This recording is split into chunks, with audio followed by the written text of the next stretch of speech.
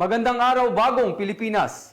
Narito ang Police News Express para sa special edition ng Trillion Peso March na nakalap namin sa oras na ito.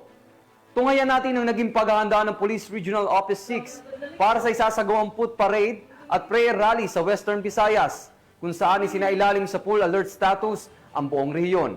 Nakadeploy ang mga foot patrol, bike at motor patrol at kinasari ng mga checkpoints sa mga pangunahing lugar upang matiyak ang seguridad at kaayusan sa lalawigan. Ito ang balitang hatid ni Patrolwoman Justin May Halores.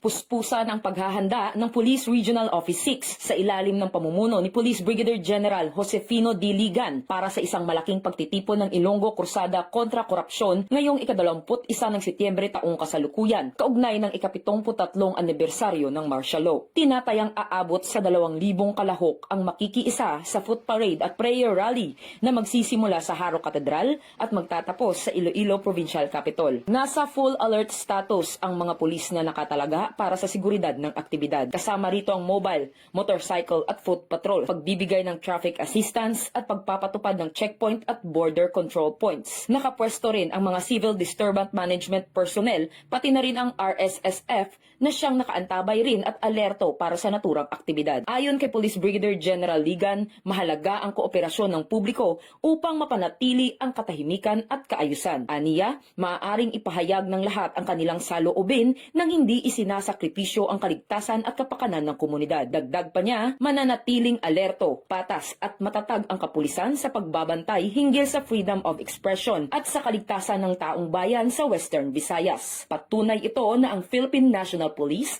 ay naninindigan hindi lamang para sa seguridad ng mamamayan, kundi maging sa pagtataguyod ng demokrasya at kapayapaan. Mula rito sa Western Visayas, ako ang inyong PNN Correspondent Patrolwoman Justin May Halores. Alagad ng batas, tagataguyod ng balitang pulis. Maraming salamat, Patrolwoman Halores.